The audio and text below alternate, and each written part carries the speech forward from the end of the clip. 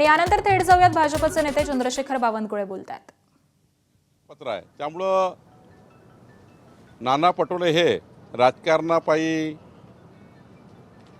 आणि पार्टीबाजीमुळे बुद्धीपुरस्पर आमदार नरेंद्र मेहतांना या ठिकाणी आरोपी करण्याचा प्रयत्न करतात आहे। खरं तर तक्रार आहे आणि आमदार वगैरे नाही लिहिलं, त्यात नरेंद्र मेहता लिहिलं आहे आणि त्यामुळे ठीक आहे, नरेंद्र मेहताबद्दल तक्रार असेल तर ती खाली पाठवलेली आहे आणि त्यावर आता योग्य चौकशी आमचे IGR करतील। मला वाटतं 3 मी माझ्याकडे आहे आणि याच्यामध्ये लिहिलं आहे ना, उपरोक्त विषयाबाबत, वरच्या विषयाबाबत श्री अमोल रखवी, श्री अजय धोका व श्री विकास पाटील यांच्या निवेदनावर, निवेदन काय असं निवेदन आहे, जरा वाचलं पाहिजे बरोबर। आणि हे नाना पटोले आहे ना, हे नाना पटोले आता याबद्दल काही बोलणार नाही फार मी, आणि मी असं लिहिलं आहे, निवेदनाच्या ईमेलची प्रत सोबत पाठवलेली आहे, निवेदन असं आहे आणि त्यामुळे ही मेल पाठवलेली आहे। या मेलवर तात्काळ कारवाई करावी, चौकशी करावी आणि चौकशीचा अहवाल पाठवावा। आता निवेदन आलं या तिघांचं तर मंत्री म्हणून काम आहे, तुमच्याबद्दल तक्रार आली तर मला पाठवावीच लागेल। या राज्यातल्या 14 कोटी जनतेने कुणीही तक्रार केली तरी मंत्री म्हणून माझं काम आहे की ते चौकशी करणे, ते पत्र पाठवणे आणि त्यामुळं या पत्राचा एवढाच उल्लेख आहे, या तिघांनी केलेली तक्रार अशी आहे, यावर चौकशी करावी। तक्रारदाराने भूमाफिया हा शब्द वापरला होता, पण या नाना पत्रामध्ये तुम्ही आपल्याच नेत्याला किंवा आपल्याच पक्षातल्या आमदाराला भूमाफिया म्हटलेलं आहे, त्यावरनं असं आहे, पहिले तर आमदार शब्द नाही आहे, बरोबर नरेंद्र मेहताबद्दल तक्रार आहे। आता तक्रार काय आहे, अशी तक्रार आहे, जशी आहे तशी मंत्री म्हणून काम करताना ही मंत्रालयातली पद्धती आहे पत्र तयार करण्याची। तुमचं कुठल्या विषयाचं निवेदन आहे ते विषय टाईप करतो आपण आणि टाईप केल्यानंतर खाली पाठवतो, असं असं निवेदन प्राप्त आहे, या लोकांकडनं आलेलं आहे, यावर योग्य तपासणी करावी। त्यामुळं आक्षेपार्ह असा शब्द दिसत असेल तर त्याची खातरजमा करून न घेता कसं काय लिहिलं गेलं? आपल्याहून कार्यालयीन त्याची तपासणी करणं संबंधित कार्यालयाची चूक आहे, आपल्या कार्यालयाची चूक वाटते का? कारण जो भूमाफिया हा शब्द असं आहे, त्या अर्जामध्ये असं आहे अमोल लखवीच्या, जरी अर्ज आला तरी आपल्या असं आहे की जसा तसा पाठवतो, काय नाही, जसा तसा पाठवतो आपण, जसं निवेदन आलं तसं आपण खाली पाठवतो। म्हणजे आपला संबंध काय नाही त्याच्याशी, कशाशी? म्हणजे फक्त पुढे भूमाफिया हा शब्द आपण वापरलेला नसून तक्रारदाराने वापरलेला आहे का? मला कळतच नाही आहे की माइंड वगैरे अप्लाय वगैरे असं बोलताय तुम्ही, असं बोलू नये पत्रकार मोद्यांनी, माइंड अप्लाय करणं वगैरे असं आहे। मी वारंवार सांगतो की तक्रार तुम्ही जर दिली, पद्धती आहे मंत्रालयाची, ही पद्धती कामकाजाची आहे। मी मंत्री म्हणून इतके वर्ष झालं काम करतो आहे, मला माइंड पूर्ण आहे, नाही माइंडही पूर्ण आणि अक्कलही पूर्ण आहे। त्यामुळं नाही, माझं म्हणणं एवढंच आहे का की ते पत्र येतं त्या पत्रात जसा तसा टाईप करतो आपण। एखादी तक्रार तुम्ही दिली मला, चंद्रशेखर बावनकुळे यांनी असा असा गैरव्यवहार केला, तर चंद्रशेखर बावनकुळे केलेल्या गैरव्यवहाराबद्दल तपासणी करावी आणि यांचे निवेदन आलेले आहे, या निवेदनावर योग्य कारवाई करावी, असंच पाठवतो आपण। ही पद्धतीच आहे। कुठलेही निवेदन माझे बघा तुम्ही, 1000 निवेदन खाली पाठवले आहे, असेच पाठवले आहे आणि त्यामुळं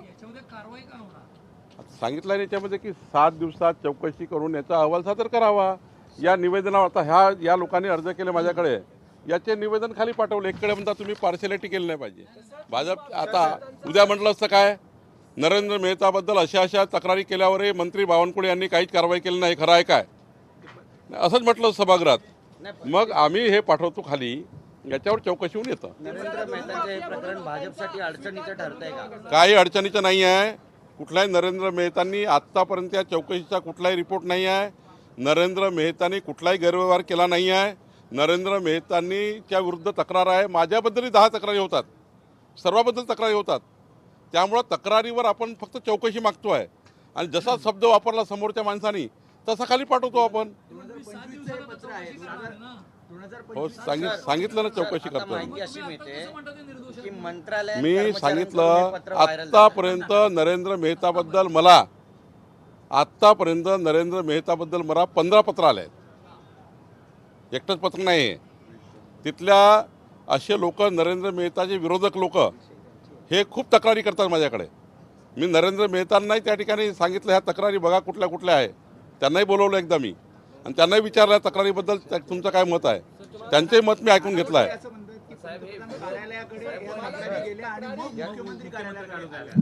काय पंतप्रधान कार्यालयाकडे गेल्या. नाही मला माहिती नाही. माझ्याकडे जो अर्ज आला ते मला भेटायला आले. मी याच्या निवेदनावर माझ्या निवेदनावर लिहिलं आहे, माझ्या पत्रावर त्यांच्या पत्रावर लिहिलं आहे साईडला. मी या निवेदनावर चौकशी करून कारवाई करावी तसं पत्र टाईप करून पाठवलं आहे आता. आणि चौकशीचा रिपोर्ट यापूर्वी 15-16 वेळा असे तक्रारी आल्या आहेत.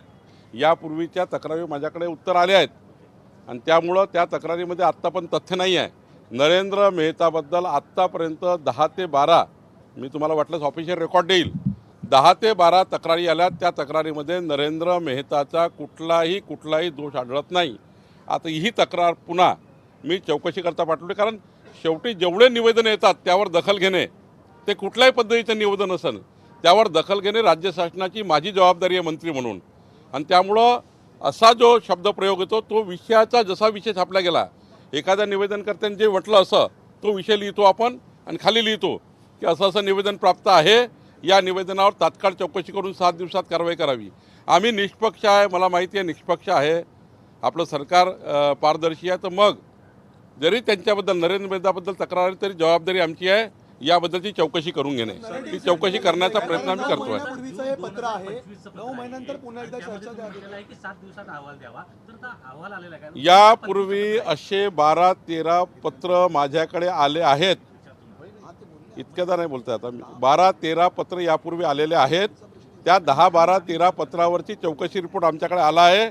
त्यामध्ये नरेंद्र मेहतावर कुठलीही त्या ठिकाणी चौकशी बसत नाही किंवा त्यांनी कुठला गैरव्यवहार केला नाही असे उत्तर आले आहेत. ड्युटी थकवली म्हणून एका ठाण्यातल्या अधिकाऱ्याला सुद्धा निलंबित केलं असं एक पत्र नाना पटोले म्हणतात की आहे. नाना पटोलेच्या प्रत्येक प्रश्नाचं उत्तर बाहेर द्यायची गरज नाही. त्यांना जर काही आरोप करायचे तर सभागृहात करा, मी याचं उत्तर देईन. तथ्य आहे का? आत्तापर्यंत नाना पटोलेने केलेल्या कुठल्या आरोपात तथ्य नाही. नाना पटोले मीरा भाईंदरच्या पार्टीबाजीमुळं बुद्धिपुरस्पर बोलत आहेत. ते यापूर्वी नरेंद्र मेहतांनी केलेल्या अनेक नरेंद्र मेहतांच्या बद्दलचे यापूर्वी त्यांनी अनेक आरोप लावले आहेत. त्यातली कुठली त्या ठिकाणी चौकशीमध्ये रिपोर्ट आला नाही. जर नाना पटोलेला वाटतं तर सभागृहात चालू आहे, सभागृह त्यांनी मांडावं, त्याचं उत्तर मी सभागृहात देईन. तुम्ही पार्टीबाजी म्हणता, पार्टीबाजीचा अर्थ काय? काँग्रेस आणि भाजपाचं मीरा भाईंदरचं राजकारण.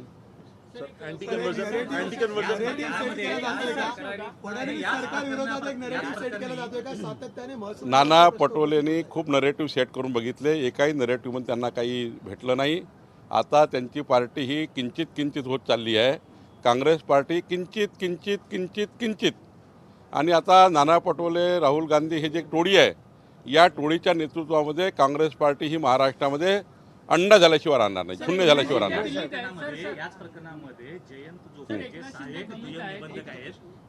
सहाय्यक दुय्यम निबंधक आहेत यांचं मी वारंवार सांगतो की तुम्ही नाना पटोलेंनी सभागृहामध्ये मांडलं तर उत्तर देईल. सर, एकनाथ शिंदे दिल्लीत आहेत.